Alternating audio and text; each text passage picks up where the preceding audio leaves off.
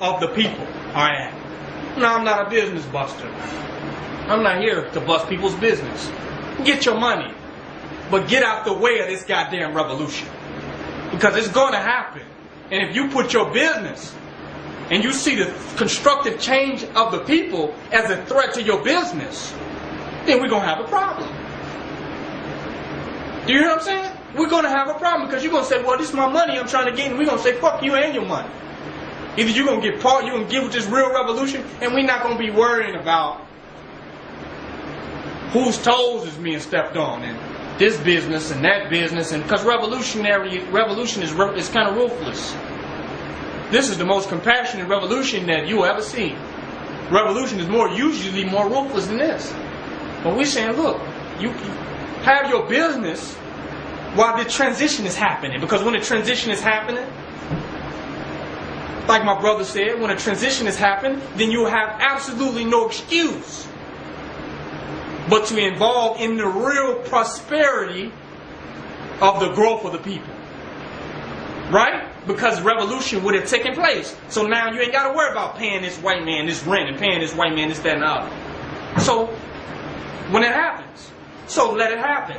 And your business is going to evolve out a little bit. It's going to begin to start to fade because it's going to fade into more of a communal wealth. Right? The society is going to change from independent wealth to independent monopoly to independent cartels. It's going to change from that, and it's going to fade into communal prosperity.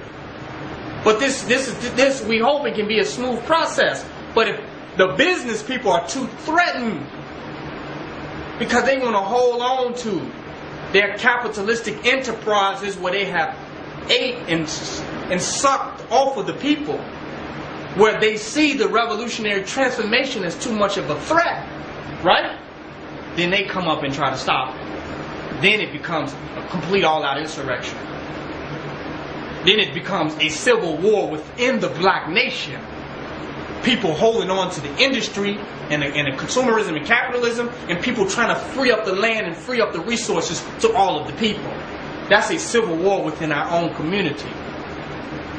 And that's just really a battle of the poor and the wealthy.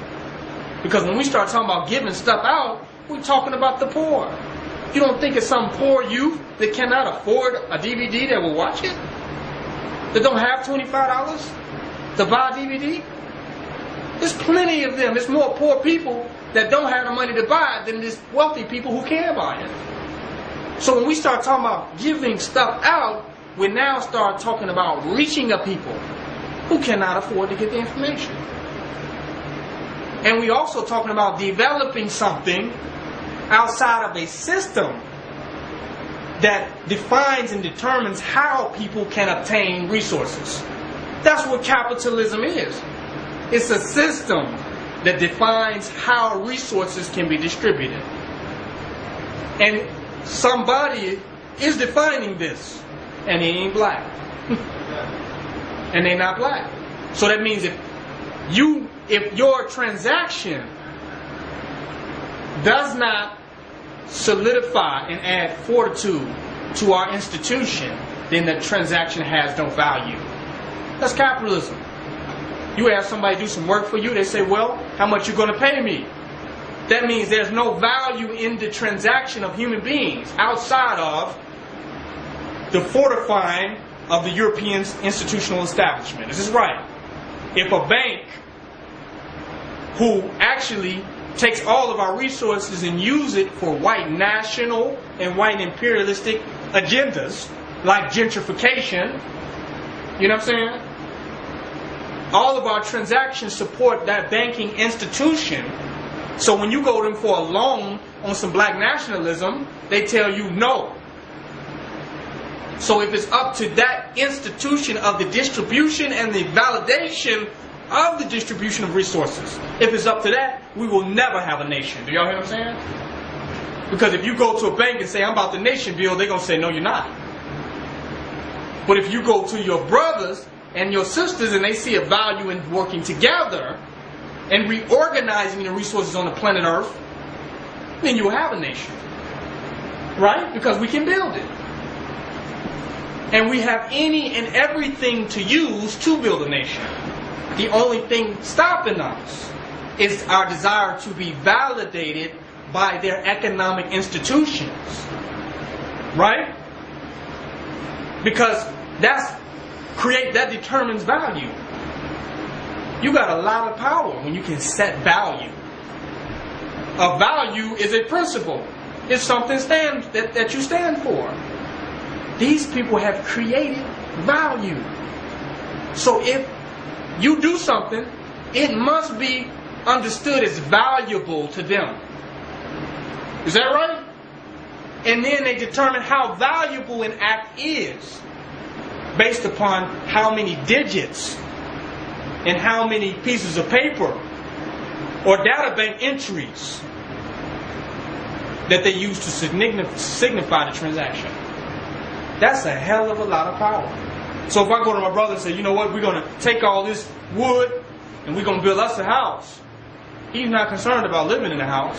He's going to say, how much am I going to get paid for it? So his values or his understanding of value is inseparable from the white nationalistic agenda.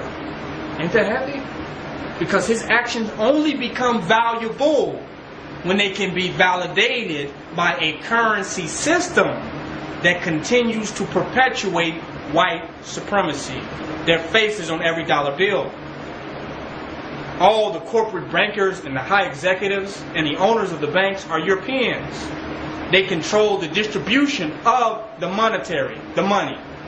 Now, it don't matter that they control the distribution of the money. That's the easy part. That's the irrelevant part. But they control the distribution of your values, which the money is symbolic. Huh? It's a symbolic representation of a value system. Who represents whose values? His. And if it doesn't support him, it is not valuable and it has no value.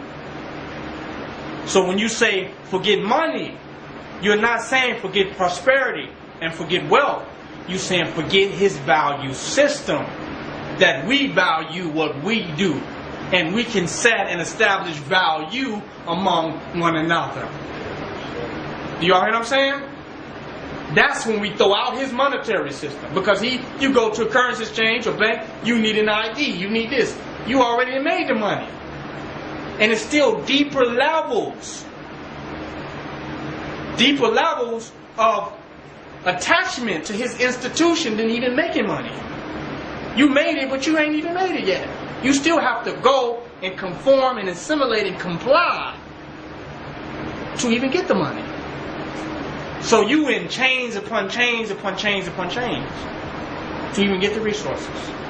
That's heavy. That's heavy. So that means in order for you to even exchange value, you have to have his identity. And he must identify you. And you must have a form of identifying yourself that conforms with his institutional structure called the state ID. You can't just identify yourself. You have no identity. You're not even valuable unless you can be identified by them. And what your identity is must conform to their institutional structure. So they're saying you don't even exist.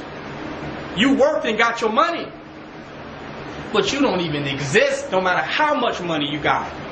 If you cannot be identified in a way that is consistent with their institutional structure. Whoa!